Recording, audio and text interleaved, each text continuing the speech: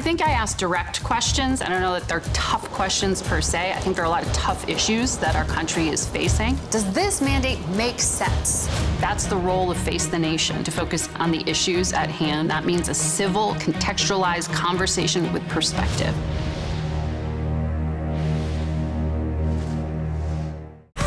I'm a very curious person. I wake up every morning asking what's happening in the world, why is this happening, and how do we answer that question?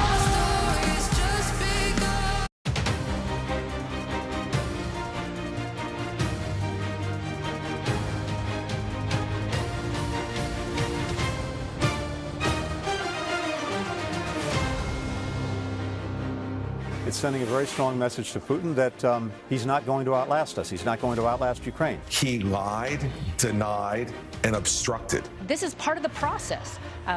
Every different members bring their ideas forward, including the Freedom Caucus. Hello, everyone. I'm Caitlin Huey-Burns in Washington. Welcome to America Decides.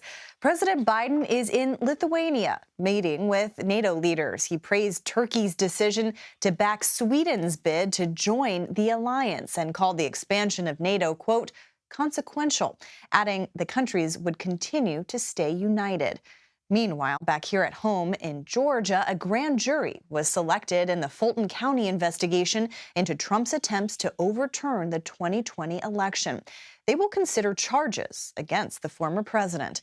But we begin in Vilnius, Lithuania, and that's where we find CBS News chief White House correspondent Nancy Cordes joining us now, traveling with the president there. Nancy, good to see you. Thanks for being here.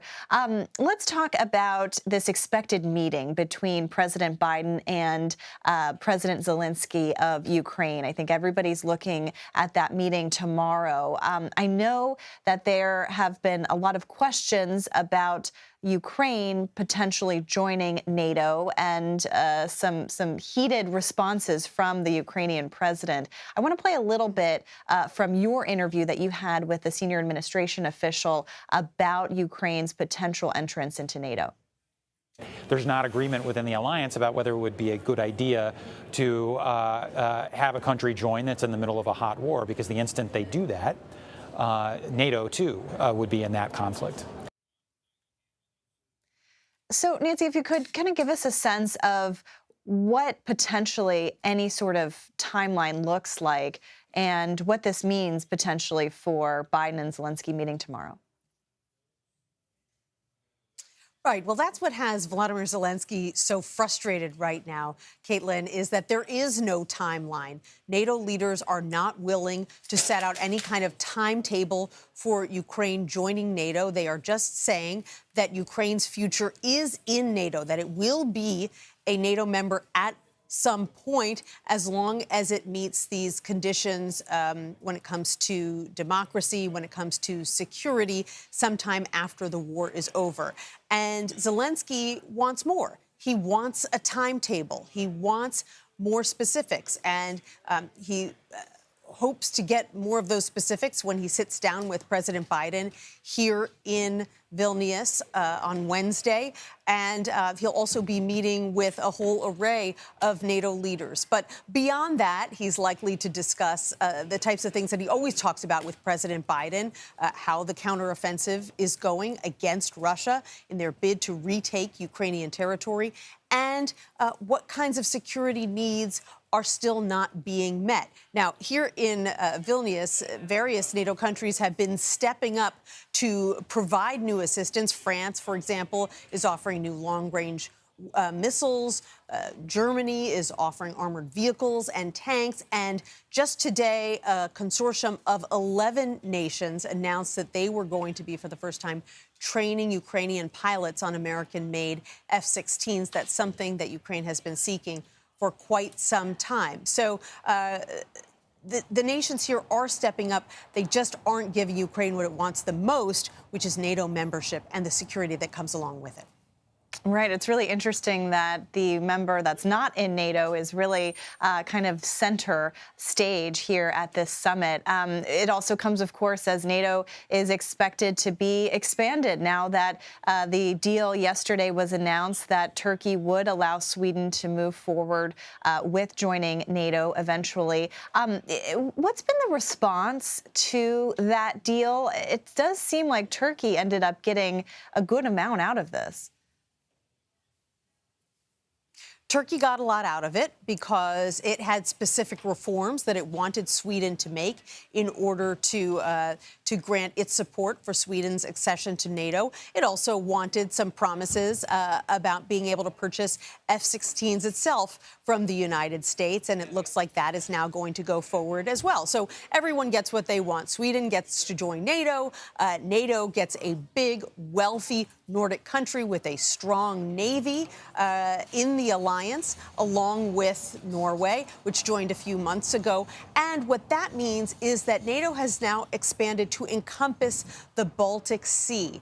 And these Nordic countries have submarines. They have ships patrolling the Baltic. That's something that was kind of a weak spot for NATO before, but it isn't anymore. And so there's an air of celebration here because NATO leaders weren't sure whether they were going to be able to announce Sweden joining the alliance, becoming the 32nd nation at this summit. And now, thanks to that breakthrough yesterday, they are able to do so, and they're very happy about it. Yes, of course, and with Finland also joining the alliance where the president is headed later this week. And we will follow you and all of it there. Nancy, thank you so much for your time and reporting. And let's come back stateside to Fulton County, Georgia, where that investigation is getting underway. CBS News congressional correspondent Nicole Killian joins us now. Nicole, good to see you. I know you have covered every inch of the lead up to all of this, and now we finally have a selection of grand jurors in this case. Can you kind of take a step back and tell us what this is exactly about? And then also, who are these grand jurors that have been selected? Well, it wasn't just one grand jury, but two grand juries that were selected to serve for this upcoming term, which will span for the next 2 months. But only one of them will likely face this decision about whether to indict former President Trump in connection to the 2020 election interference case that Fulton County District Attorney Fani Willis has been probing for the better part of 2 years now. And of course, a big part of that stems from that now infamous phone call that the former president made to Georgia Secretary of State right after the 2020 election, asking him to find the votes to potentially overturn the election in his favor. And so we know that prior to the selection of this grand jury, that there was another grand jury, a special purpose grand jury that heard months of evidence in this case and heard from officials like the Secretary of State and some of the former president's closest allies, from Mark Meadows to Rudy Giuliani. And so that has really brought us to this moment where now these two panels have been selected. As I mentioned, one of them will eventually hear evidence from the district attorney, Fani Willis, and then they will have the power to potentially indict. And so the district attorney has made clear that that charging decision could come later this summer. Now that this grand jury has been selected, we do expect that she will present that evidence at some point in the coming weeks, followed by a charging decision once this grand jury decides whether to indict or not.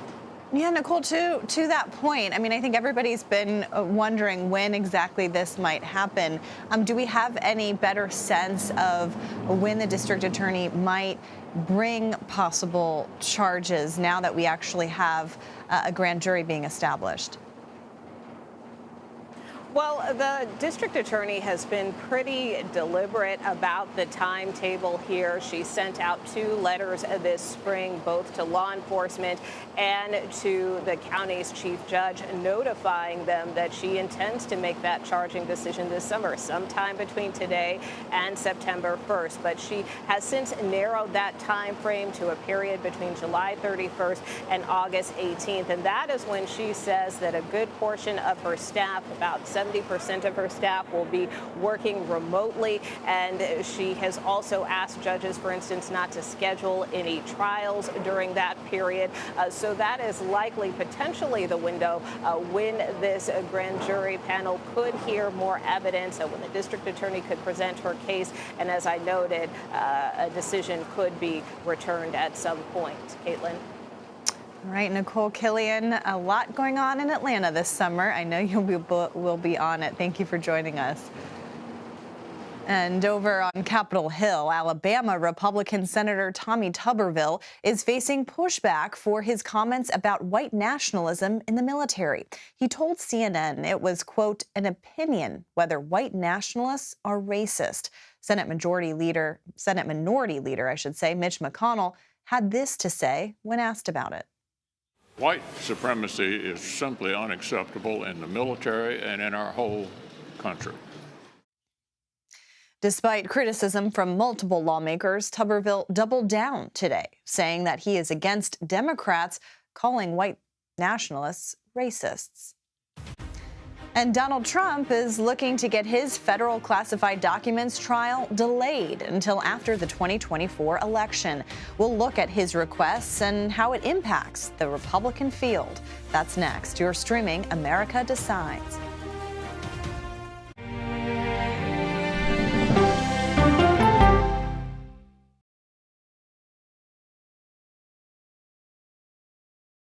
If it's important to our nation, I wonder how you think about where America is at this moment. it's on Face the Nation. Can there be stability if Vladimir Putin remains in power? Face the Nation with Margaret Brennan on CBS. America Decides, taking you inside American democracy. The most important stories on a day-to-day, hour-to-hour basis. You're going to hear a lot of reporting. It is clearly a pivotal moment. Gun control, the economy, education. Both sides of the political aisle fight it out for power. Bringing you the analysis that you need. Thoughtfully, with context. Be part of the conversation. On CBS News Streaming. Welcome to America Decides. An original documentary from CBS reports. I always tell people that Twitter would not be Twitter without Black Twitter. It's just us being in fellowship with each other. And it becomes a conversation you don't want to be left out of. People really started to recognize the power of activism on Twitter. Based on that one tweet, the hashtag #OscarsSoWhite was trending around the world. If anything has really powered Black Twitter, it's been humor. If your food ain't right, we're going to tell you about that, too. We tend to create change, create culture and cool. That's how movements happen on Black Twitter and go beyond more than that. Black Twitter, the Twitterverse that changed a generation. Now streaming on the free CBS News app. When weather turns extreme. The threat of severe weather and dangerous tornadoes is expected to last. CBS News and the Weather Channel bringing virtual weather technology so advanced, so real. Let's bring in our partners at the Weather Channel. Now 6 feet of water, imagine that. Cars that can act like battering rams. These hyper-realistic simulations show you what the weather will look and feel like before it happens. Feel the forecast, streaming on CBS News. An original documentary from CBS reports. The carnage in our nation's schools has become painfully repetitive. Now one more child! School shootings have parents fighting mad. I promised my daughter I was going to fight. It's going to keep on happening. And teachers taking lessons in how to fight back. This is an exercise. We approach it as it's you or them. It shouldn't have to be your teacher's job to protect your life. But will the battle over gun control, People are afraid that they're going to lose their gun rights altogether. be the hardest lesson of all? The exercise, you're having to shoot at an adult. Are you prepared to have to kill one of your students? Guns in the Classroom, now streaming on the free CBS News app. She's the most successful alpine skier, male or female, ever, and a worldwide inspiration. We need a lot of women doing sports really, really well. The story of Michaela Schifrin's game-changing reign at the top of the slopes when we go person to person. The word crooked for Joe Biden because Joe Biden is the most crooked president in the history of our country by a factor of hundreds. He's a crook. Welcome back to America Decides. That was former President Trump in Las Vegas Saturday, once again accusing a political rival of being crooked and corrupt. Meanwhile, his defense team has requested a federal judge postpone his trial on charges of illegally retaining classified documents after leaving office until potentially after the 2024 election. So for more on this, our big political team here, Bob Costa and Finn Gomez, join me now. Bob, of course, is CBS News chief election and campaign correspondent, and Finn is CBS News political director. Welcome to you both. Thanks so much for being here. Bob, I want to start with you and this latest from Donald Trump asking to delay this until after the 2024 election. What is the legal case that the Trump team is making for this plea? It comes down to the fact that he's a federal candidate, and he doesn't believe as a federal candidate he should be mired by litigation during this political period in his life. And we'll see if Judge Eileen Cannon hears out this case and actually kicks the entire trial until after the election. To me, this is one of the big political questions hanging over the 2024 presidential race, because Trump's already facing a trial in New York over hush money payments. He has an indictment and a trial looming on how he handled classified documents. Now, with Georgia on the horizon about a possible trial there, what's going to happen with the classified documents case? And that's a TBD. If he has a trial on classified documents, that could bleed into the primary period early next year. But if it goes after the election, Trump will be able to potentially win the White House and try to kick it off the agenda. And you also have the January 6th investigation looming as well. And all of this is going on. You have all of these candidates going to Iowa over the next couple of days. And that's really interesting to me because Donald Trump has kind of started this back and forth with the very popular governor there, Kim Reynolds, Finn, which is interesting because Reynolds is not endorsing a candidate, at least not yet. Tell us a little bit about why Trump is a little bit angry at her not endorsing. I mean, she's been having a lot of candidates come through Iowa, Ron DeSantis especially. I think seemingly it's because it does seem that there is a somewhat of a close relationship that she has with his rival Ron DeSantis, and I think the fact that Trump has been very big on these like loyalty tests, like you have to prove my loyalty, and if you don't support me now, that means there's a sense of betrayal. And I think there's a little bit of that. I mean, but he is risking risking angering a very important electorate there, I believe, and that is the evangelical base that is there. There's strong caucus goers that come out, as you know, Bob. There's a big cattle call that's happening this Friday in Iowa. He's not attending. It's being led by the Iowa family leader, which is led by Bob Vanderplant, who's a big influential evangelical leader. And by doing this, by potentially knowing these folks, there could be some political risk there. Yeah, I mean, I'm really curious about that. And I know you've done a lot of reporting in Iowa over the years. I mean, Iowa hasn't selected the Republican nominee, I think, since 2000, but still, it helps to winnow the field. I mean, what kind of risks is Trump taking here? Or can he kind of glide through without Iowa? You know, you've reported on Iowa a lot when you've been to the living room of Bob Vanderplant. So, look. Take us inside that living room. Well, it's a normal house near Des Moines. I'll leave it at that. I don't want to dox him, as they say. But no, he's an influential guy. But your question is, to what end? How influential is he really? In 2008, Finn covered it. Mike Huckabee does well in Iowa, wins Iowa, but not the nominee. McCain's the nominee. McCain comes back in New Hampshire. And you look in 2016, Trump didn't win Iowa in 2016. I was there with Ted Cruz on caucus night. Cruz wins Iowa. Trump comes back, wins New Hampshire and South Carolina. I was at the U.S. Senate earlier today, talked to Senator Lindsey Graham. And Graham said that South Carolina is the protector. I predict, potentially, not to get into prediction business, but South Carolina played such a crucial role for Biden in 2020.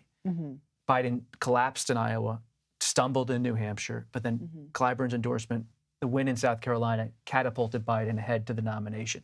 I think for Trump, South Carolina is going to play a similarly crucial role.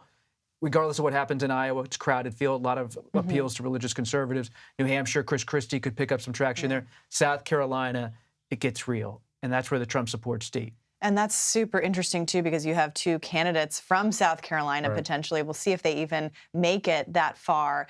What's also interesting is, this vying for supporters of Donald Trump and trying to get them to not support him anymore. And Club for Growth, as you all know, has been kind of actively getting involved in trying to make the case for an alternative to Donald Trump. And a PAC that they're supporting is running an ad that I found really interesting. I want to play it and talk about it on the other side. He's got so many distractions, and I'm not sure he can focus on moving the country forward. We're going in the wrong direction. I mean, we definitely need somebody that can freaking win. I think you'd probably lose that bet if you voted for Trump. So this idea of electability, but also what was interesting to me is that this is speaking to Trump supporters in another way, kind of saying that all of these attacks, all of these investigations are going to be a distraction, so let's find someone else.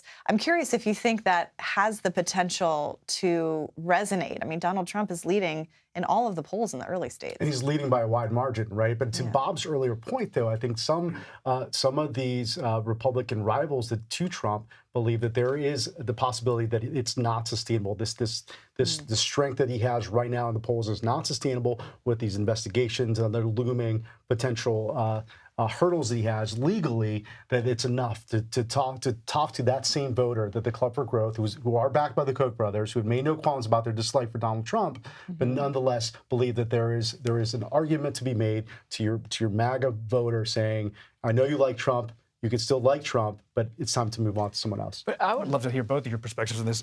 Okay, so the Club for Growth has all these ads. They're making a case against Trump. But let's say Trump doesn't show up at the first debate in August in Milwaukee. Yeah. So how is anyone going to get any traction against him if he's not on stage? It's not going to come through ads. I just don't see it. And that's the big question mark, is if Donald Trump shows up and what the incentive is for him. And I actually, to the point about the debate, it's really interesting to see all of these other candidates trying to jockey to get on that debate stage. I mean, Doug Burgum has kind of a controversial plan that he's giving out gift cards to for $1 because you have to have a certain number of donors. Sounds like me at Christmas with my siblings. Exactly. Another gift card to a coffee shop. But anyway. Yeah, I mean, if that gets you on the debate stage, but let's say Trump doesn't show up. Is DeSantis the target for everybody else, not Trump? If you look at his financial strength, yeah, potentially. But still, I mean, I think there's a lot of potential for others to maybe move around that. But right now, it's still Trump's ball game, as we all know. You look at those poll numbers. You look at his fundraising numbers. The only thing that could really impact that are those looming investigations, are those looming trials. Is Fulton County? Is Jack Smith? That could be a real collision into his trajectory potentially. That's what some of his rivals. But voters don't seem to care on the Republican side. Yeah, no, that's valid. And sorry. And we'll see whether, the more that these investigations develop, the more they came, whether that strengthens his hand or whether these other candidates take it to Trump directly, because they haven't really, Chris Christie has. Chris Christie has, and that's kind of his lane. But some of these others haven't gone there yet. But will he make the debate stage? That's the big question. Well, this is why we have to have you both back all the time to monitor all of this over the next several months. Good to see you both. Thank you, Bob and Finn. And next, the Biden administration is facing allegations from House Republicans regarding over $25 billion worth of federal funds. We'll speak to the chair of the committee looking into that matter next. You're streaming America Decides.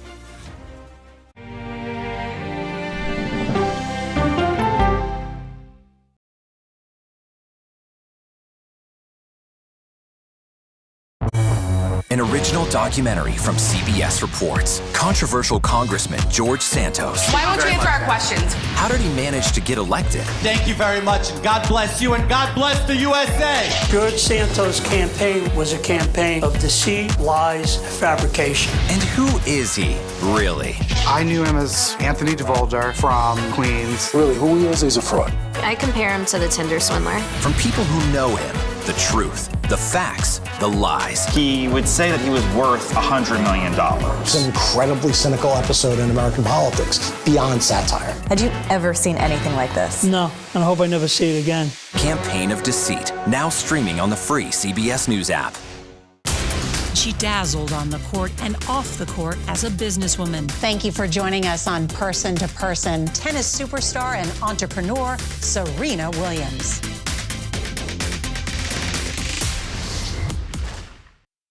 an original CBS Reports documentary. I asked my students, what are we going to do about racism in the United States? The backlash over teaching about racism in American schools. I don't think it has any place in the classroom. We can either pretend and say, no, we're not racist and we're all great people, or we can actually start to do the really, really hard work of addressing it. How did you lose your job? I made the statement that white privilege is a fact. Is it helping diversity and inclusion? When you bring in different people's stories and experience, it enriches education. If you don't talk about something, it doesn't go away. Or driving us further apart?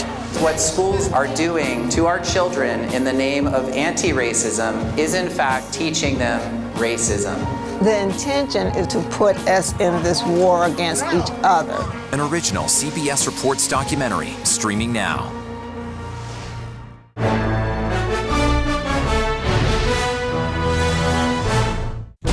An original CBS Reports documentary. I was entitled to equal pay for equal work under the law. Does the Supreme Court's power need to be checked? 9 Supreme Court justices, 5 of them said no, she's not entitled. That's not right. Calls to fix the court tend to go along with the politics of the moment. Republican-appointed justices have all tended to go in one direction, with the Democratic-appointed justices tending to go in another. Even though it's only 9 justices, it takes 5 of them to make the law of the land. Does it have political impact? True. Political intent? Probably not true. If the American people don't trust the judgments of their court, that's a real problem for our democracy. An original CBS Reports documentary, streaming now. On our places, bright shiny faces. When you wake up in the morning, we want to be your go-to team. I don't go to work in the morning. I go for coffee with my 2 good friends, and we talk about the world. And welcome back to America Decides. House Republicans have accused the Biden administration of failing to correctly reappoint more than a dozen top-ranking national health leaders. They're questioning the legal validity of more than $25 billion in federal money spent by the Biden administration for research in 2022 alone. Washington Republican Congresswoman Cathy McMorris Rodgers led that investigation. She's also chair of the House Energy and Commerce Committee. And our CBS News senior investigative correspondent Catherine Herridge spoke to her this afternoon and joins us now. So, Catherine, good to see you. Thanks for being here. What did the Congresswoman have to say about this investigation? Well, the Congresswoman led a months-long investigation out at the House Energy and Commerce Committee, and it alleges that Health and Human Services did not follow the law, something called the Cures Act, when they reappointed more than a dozen senior NIH officials. And this apparent snafu, they said, jeopardizes the legal validity of billions in federal research grants. Well, these findings matter because this is about accountability in government. This is about ensuring that taxpayer dollars are spent wisely, that federal employees, the cabinet secretaries are following the Constitution and the law, that every taxpayer dollar is being spent in a responsible, accountable way. Health and Human Services seems to keep changing their story. This is just their latest effort. I don't know if they don't know what the law is or they are intentionally misleading. But what we are talking about is a separate provision in the law. It was included, it was added in the 21st Century Cures to provide accountability to taxpayers and by Congress. It was intentional. And it is to ensure that these individuals actually are appointed or reappointed by the Secretary every 5 years, and that didn't happen in December of 2021. They could have corrected it immediately when we brought it to their attention, but they didn't. Well, the Biden administration thinks these research grants, and we're talking about billions of dollars here, are on sound footing. An HHS official told CBS News that Secretary Becerra signed affidavits to guard against any future legal challenges. But as you heard from the Congresswoman, House Republicans say that that move does fall short. Caitlin. And that's a lot of money and oversight necessary. You also spoke to her about the former president, Donald Trump, and kind of the impact that he's had on the party. She, of course, used to be a while ago a member of House leadership. Did she say anything about his influence? Would she go there? How is she assessing it? Well, we started the conversation by getting some questions in about the Freedom Caucus. She, as you mentioned, had previously served in leadership. And so we asked her for her take on the Freedom Caucus and these reported conflicts. As you could expect, she was pretty diplomatic, saying the Republican Party is open to a broad range of ideas. When you look at the record, our record in this new majority in the House, we have a very slim majority, and I'm very proud of what we've been able to do. That we have come together, we've united as Republicans with the Freedom Caucus and other members. The Freedom Caucus is one of many caucuses on Capitol Hill, and they have a group of members that they have their priorities. What I was highlighting is that they bring their ideas forward, as well as the 200 nearly 200 Republicans in the House, working with Democrats whenever we can. But we've been able to unite around some major policy victories. And based on that conversation, I think we can conclude that we haven't heard the last of the Freedom Caucus debate. Yeah, it'll be very interesting to see how they navigate all of this. Yeah. I mean, especially in the Biden administration is very different from operating under the Trump administration. And I'm kind of curious if she addressed Trump's influence on the party as well, because that's something that we're kind of all watching too, is, how lawmakers, whether they're coalescing around any candidates yet in this Republican primary. Well, the short answer is I asked her about this grand jury that's been seated in Georgia and whether an indictment on January 6th would be a tipping point. And she said that she was going to have to take a wait-and-see attitude, see what the grand jury came up with. But she acknowledged what she said were significant policy and strategy victories under the last administration. And that seems to be how a lot of Republicans are looking at this, and balancing all of this as the investigations continue. Catherine Herridge, great to have you and to have that interview with McMorris Rodgers. Thank you so much. And that does it for us today. You can stream America Decides Monday through Thursday at 5 p.m. Eastern. You're streaming CBS News.